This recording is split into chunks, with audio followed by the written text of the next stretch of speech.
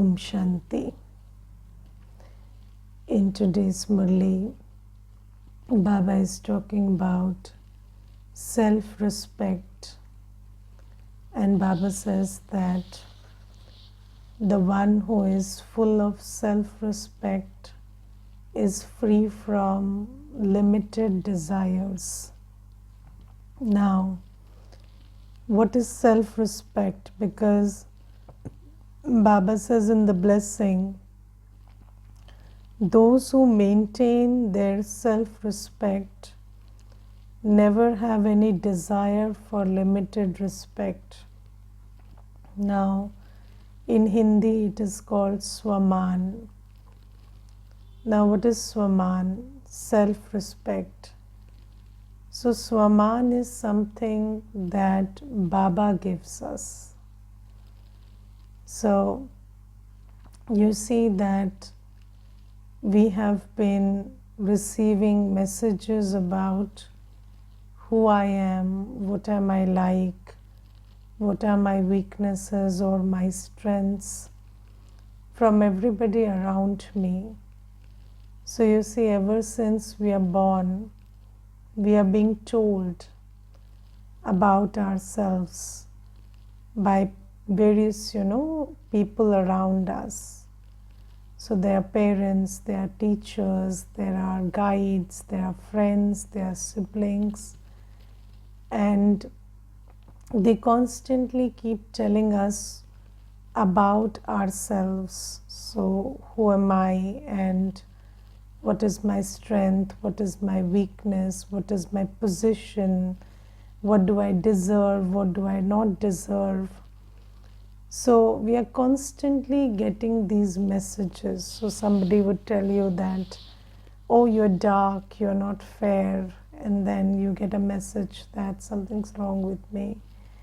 Or you get a message that, oh, you are, so when the child is born also, this child has perfect weight, and this is underweight, and this is overweight, and all of that starts. So you are constantly, every second of the day, and for all the births that we have had, we have received messages about who am I, what am I like, what are my qualities, what are my weaknesses. So everybody around us keeps telling us that, and then they also give us parameters. So like, if you are in school and you are getting this much marks, then you are a good student, or if you're getting below that, then you're a bad student, and then if you're studying well, you're a good child. If you're not studying well, you're a bad child. So all of those messages keep going, they become part of our sense of who am I. And then we lose all our self-respect, because most of the messaging, or I would say all of the messaging, is mostly something that something that tells us that something's wrong with you. And then they tell you that there is everything and something and everything wrong with you, but you can set it right if you if you look beautiful, if you have so much money, and then you have so much position, and then if other people love you and they respect you, then that kind of fills that void. So we are taught that there is something wrong with us, and then we are taught that the only way to correct it is by giving a boost to our ego, by people, places, attainments. So all these things, if we accumulate, if we keep accumulating them, then that will compensate for the weak self that's lurking behind. But then Baba comes, and then Baba says, no, you are not who you are made to think you are. You are a soul, and you are knowledgeful, peaceful, loveful, pure, powerful by design. And because you lost that, that's why there is this emptiness. And then Baba says, you have to again go back to your knowledgeful, pure, peaceful, loveful, blissful, powerful self. And how do you do that? Through Raj Yoga, through listening to the Murli every day, through remembering Baba, not remembering other people who give you negative messaging. So remembering Baba, and in the meditation today we were practicing that, it is said company colors. So if you are feeling cold, what do? You go and sit before a fire. So there's a heating, and then you sit before that heating, you automatically get warmth. So similarly, Baba is the ocean of knowledge, purity, peace, love, happiness, bliss, power. And if I just, with my buddhi, I go and sit before Baba in the soul world, and I keep seeing myself as his child, and I stay in that, orb of peace and purity and love, then I will soak that in and become like Baba. So Baba says, A is you get the knowledge about who I am, where I am, who are you, and everyday Murli reinforces, this knowledge of who am I, who do I belong to, what is the time, and what do I have to do. And then also the Murli cautions you against Maya. So every day I have to read the Murli for self-respect, because self-respect is what Baba gives us, and everyday Murli is the mind of Baba.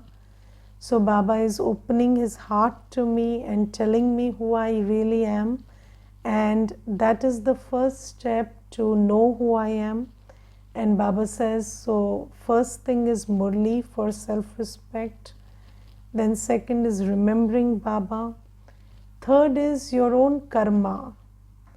So if my karma is against Srimad, so let's say I'm thinking ill of somebody inside, or my words are not the words of a Brahmin, or I'm conducting myself very disgracefully, or I'm not maintaining my dignity of sticking to divine virtues, I'm irregular, I am not punctual, I am not eating at the right time, not eating the right food, I'm not waking up at Amrit Vela, I'm not doing anything which a Brahmin should do, or I'm not doing everything that a Brahmin should do, then even if you say to yourself that I am a divine soul and Baba loves me, your heart will say, don't fool yourself, it's not true, because you are not doing anything according to Srimad and Baba doesn't love you. So that's what your heart would tell you, because if there is no practical application of Baba's Srimad, then even if you try to tell yourself that I am a dear child of Baba and Baba loves me and I am valuable and I'm worthy of love and respect and Baba loves me, your heart would not bear testimony to that. So Baba says the third thing is, living by Srimad. So living your life according to Srimad is very important for self-respect, because even if you are trying to reinforce that I'm pure and peaceful and powerful soul in your head, your heart will say that where is purity, you indulge in everything impure, and where is peace, your heart is full of criticism and complaint about others. So this is important. And the fourth thing is seva. So Baba is giving us this great swaman, that You are the foundation of the new world. You are the benevolent ones. You are the servers of the world. So Baba gives so many lofty swamans to us because he says that you are my child and you are as worthy of love and respect as me, because just like I am making the effort to move this world from sorrow to happiness, you are also joining hands in that. But let me ask myself, am I doing that? Because if I am not doing any seva, then Baba, I will not be able to look at myself from Baba's drishti, because Baba is looking at me as a world sevadhari, and Baba is speaking to me from that place. But if I am not doing world seva, if I am not doing service through body, mind, and wealth, then I will not have Swaman. So Baba says, those who maintain their self-respect. So you must understand that in order to maintain our ego, we become, we have so much loyalty towards people and jobs and attainments and this and that. So we have so much loyalty towards our worldly life, because if we don't invest in a worldly life, our ego will not be maintained. So people say that you have to invest in social life, you have to invest in professional life, you have to invest in so many dimensions, because you think that that gives a boost to your ego or your superficial identity. And to maintain that, you invest so much in the body conscious world. But Baba says, if you want to have the opposite of ego, which is self-respect, then you have to invest all your heart, everything in this, in this path where Baba is filling me with self-respect. And if I follow every direction of Baba, directions for purity, directions for remembrance, if I understand every day through the Murli more clearly what Baba is saying and trying to convey, and if I lead the life of a sevadhari, then Baba says you will have a lot of self-respect. And this maintaining of the self-respect is something that you do very consciously. It's not like you just tell yourself, I'm a soul, I'm Baba's child, and that's enough. No. Because everything that you tell yourself has to be supported and seconded by your own actions. And if there is discrepancy between your thought, word, and action, then you cannot fool yourself, because at least you know that there is a discrepancy. So if you're saying I'm Baba's child but not behaving like one, if you say I love Baba but you're not even listening to the Murli, or you're not even paying attention to the Murli, or not listening with your full heart to the Murli, then Baba says there will be no self-respect.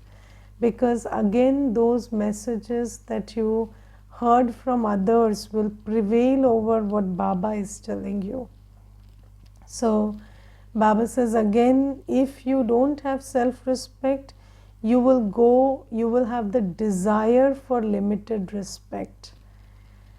What is the desire for limited respect? So we have received the programming that if you have, many people praising you, if you have appreciation, money, position, labels, titles, many followers on Instagram, so these days that is also there. So Baba says that programming will come and affect you, because then you will, when there is no self-respect, there is emptiness. And where there is emptiness, you are trying to fill it with ego. And that ego boost you will definitely want if there is no self-respect. And the thing is, when there is no self-respect, the soul is so empty that, the emptiness inside the soul is like a black hole. So, whatever you put inside it just vanishes, and then the emptiness still prevails. That's the kind of situation the soul is in. So, have you seen that we have tried to feed our ego in so many ways and tried to achieve so much, acquire so much, receive appreciation, laurels, labels, everything. But despite everything, the emptiness just gets bigger and bigger. And when you sit alone, you feel like, the emptiness is the same. When you are in the humdrum, when you are in the, amidst the noise of external achievements, okay. But once you come and you're sitting alone, that emptiness comes back to you, because that is the nature of a soul which is empty on the inside and trying to fill itself with ego. So Baba says, if you do not take care to maintain your self-respect, then you cannot overcome this desire for limited respect. All limited desires are merged in your own self-respect, and there is no need to ask for anything. And once you work towards self-respect, then all other limited desires will be merged in that. So you will still work, you will still be in relationships, but not because of what they give you, but because you are a giver. So you will still maintain the body and the position and everything, but just because you know that you're capable of doing it, and so you do it, not because you want something from it. So desire doesn't drive you to engage in relationships or do work once you're full of self-respect. So for example, Brahmin children who pay attention to what Baba tells us to build self-respect. If we have our self-respect intact, still we all day we are doing seva or something or the other, but then that's not because of any desire. So it's not like you need appreciation from the ones you serve, but because you're full, sharing comes naturally to you. Because you're full, giving comes naturally to you. When you're full, doing good work comes naturally to you. So desire doesn't drive a soul which is full of self-respect.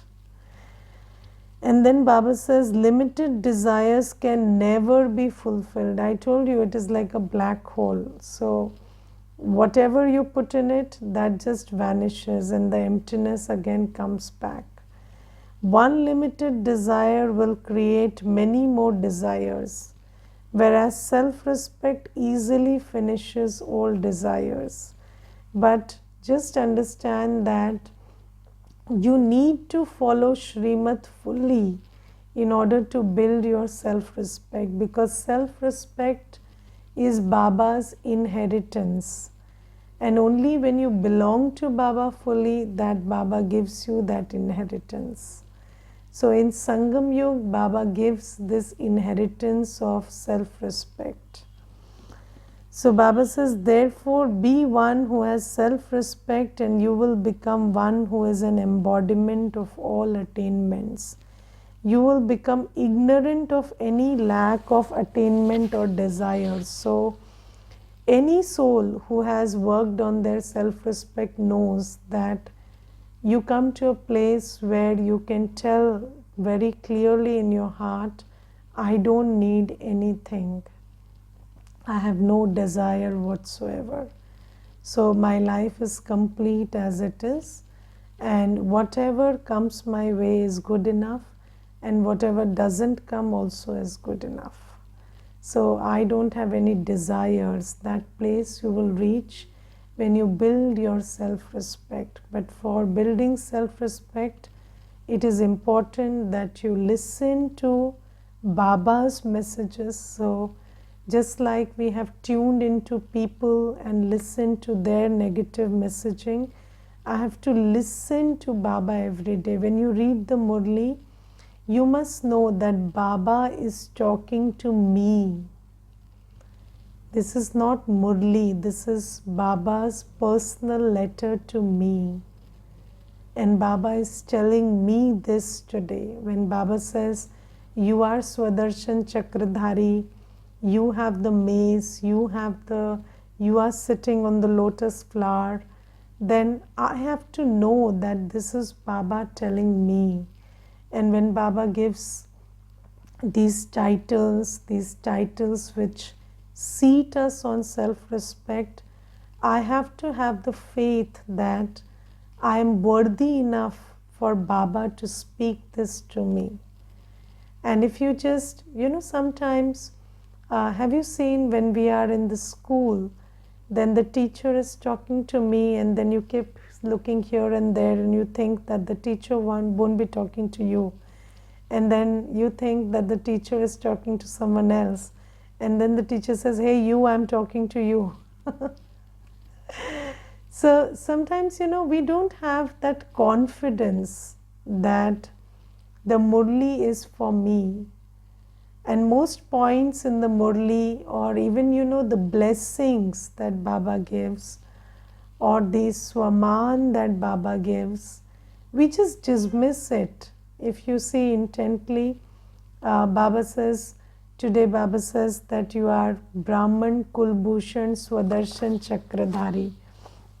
So Baba says that you, the decoration of the Brahmin clan, are spinners of the discus of self-realization. So you hear this, but kind of you think that maybe I'm not the decoration of the Brahmin clan, probably Dadi is. So maybe I don't even know if I'm a Brahmin. So you have these thoughts. Why? Because if you don't listen to the Murli as Baba is saying this to me, and if I am not this today, I have to become this. I don't have to dismiss anything that Baba is giving me as a blessing.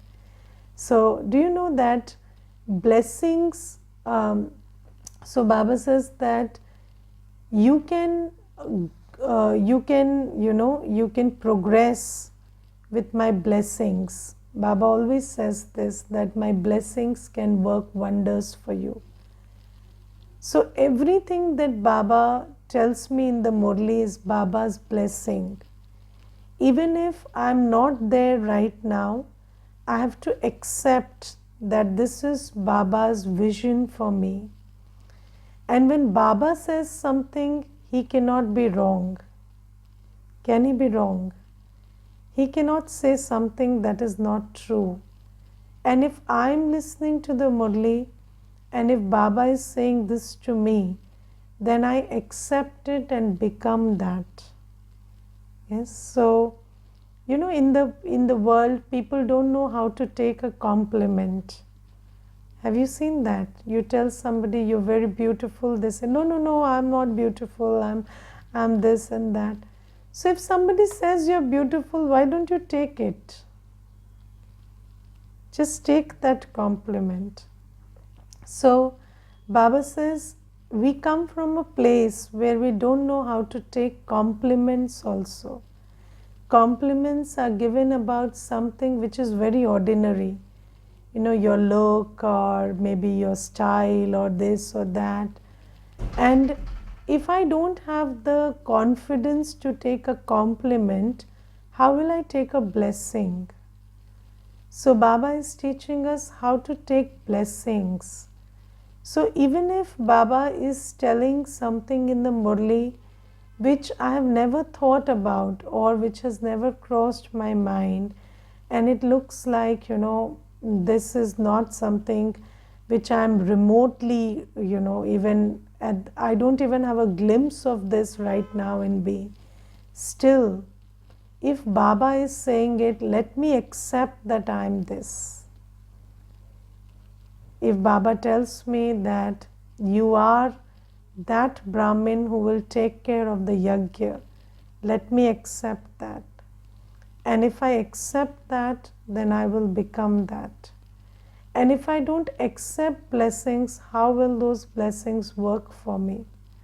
That's the question. So Baba says, when I read the Murli, when I listen to the Murli, I have to take Baba's word, every word that Baba tells personally, and accept it and become that. And I have to take Baba's direction very seriously. So when Baba says, remember me, I have to remember Baba. When Baba says you have to be pure, when Baba says you don't defame anybody, when Baba says you don't engage in overthinking about anybody's nature or behavior, I have to take that direction seriously. And Baba says, if you just maintain this, through the Murli, I'm teaching you how to remember, who to remember. I'm teaching you purity. Baba is teaching us every aspect of purity through the Murli. And Baba is giving us the power, the willingness, the motivation, and the method to be a Vishwa Sevadhari. And Baba says that if you just paid attention to the Murli and to my directions about remembrance, about purity, about seva, and if you just took everything that I told you as a blessing, then this will fill you with self-respect. This will fill you with a very strong sense of who you really are. And nobody can take that away from you. And then you will not need anything. Whatever you do will be a sharing that you do because you're full. So this is what Baba is saying today. And then in the slogan today, Baba says, only those who mold themselves to all situations are real gold. So how do you mold yourself to situations and become real gold? So why Baba says real gold? Because the quality of real gold is it is very flexible. It is soft and flexible. So if you want to make an earring out of gold, you can. So real gold is very soft and flexible. You can make anything you want out of it, and very easy to make, not very effort. You don't have to put in a lot of effort to make something out of real gold. You want to put it into any shape, any size, it will become that. But it will still be gold. That's the beauty. So the shape will change, the structure will change, but it will still be gold.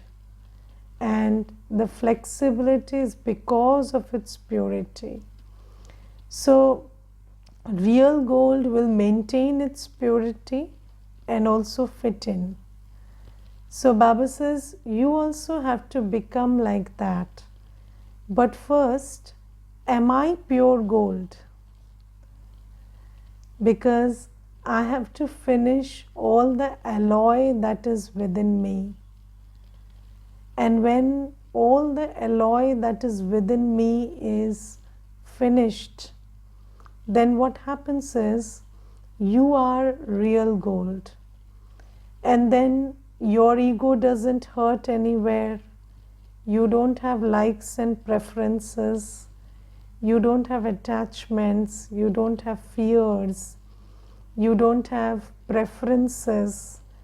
Yes, so you don't say this is good, this is bad, because you are free from all those things inside. And then it becomes very easy for you to accept your surroundings, accept others' sanskars, and be with them, but be yourself. So, you can be quiet with a noisy person. You can sleep peacefully with somebody who snores. You can be very honest in your approach with somebody, despite being in a surrounding where everybody is lying. You don't mind their lies because you're very clear about who you are and what you have to do. So you can be in every situation, and the situation doesn't become a problem for you. But then molding doesn't mean that you stop being yourself. You are pure, you are on Srimad, you can be anywhere and you can adjust anywhere.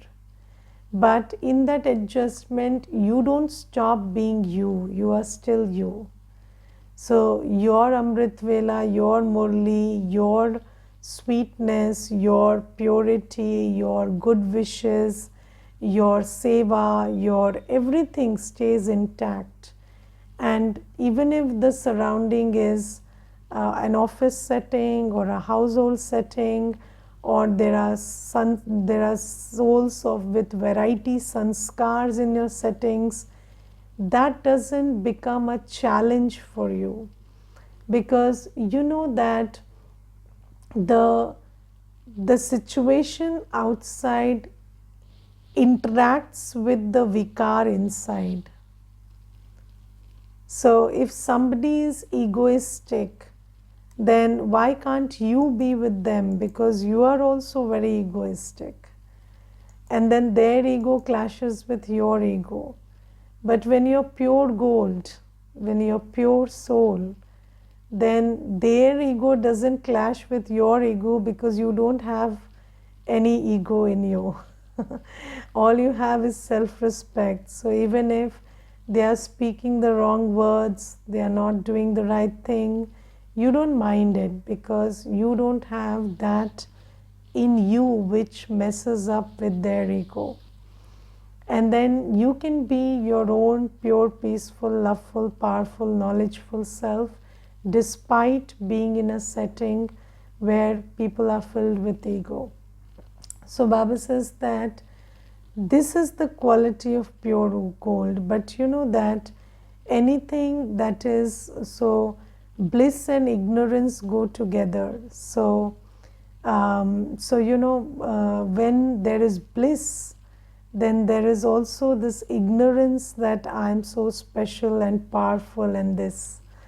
I remember there's this one brother, and he once told me that everybody around me is full of ego, but I don't have it.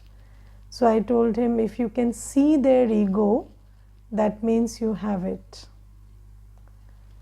So the beauty of pure gold is, it wouldn't know that it is pure gold. So when you become so pure, then, and so that you can fit in anywhere, then other people will see that speciality in you. But you will find that very natural, very ordinary. That's the beauty of it. You will not feel that I'm doing something which is out of the box, I'm doing something which is very special. No. Because when you are pure gold, you behave like pure gold, and it comes naturally to you. You don't feel that you are doing some big adjustment, or other people will feel that okay, they can adjust in anything, or they are able to mold themselves in any situation. But you will be completely unaware, because bliss and ignorance go together. So you will be knowledgeful first, and then through that knowledgeful self, when you create this sanskar of being completely pure, then you will be full of bliss, and you will not feel that you are doing any adjustment.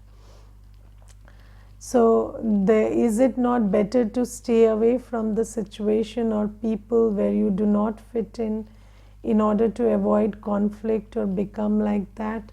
So that's what Baba is saying, that if you are if you have not worked on yourself, then it is, so there will be conflict, or your ego will clash with their ego, or you will feel you don't fit in.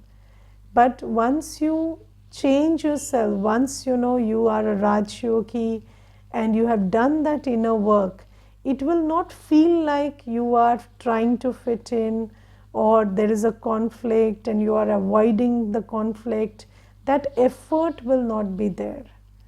So that's what Baba is saying. But if you are right now not in that state, then you must understand that the situation where you don't fit in, or the situation where you think that there could be a conflict, it's not that situation is responsible for that state. You are also equally responsible, because there is a situation and there is something inside you which is conflicting with that situation. So if you took care of that, then there would be no conflict. So that's what Baba is telling us. Baba is telling us to recognize that when I am uncomfortable in a situation, or when I'm uncomfortable with a behavior, it's not just the situation or the behavior that's responsible for it. It is some sanskar inside me also that is clashing with it. And if I took care of my sanskar, then that same behavior, that same situation will not be a problem for me.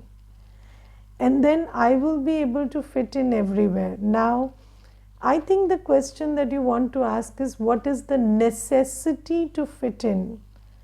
What is the necessity to engage when you could just distance yourself?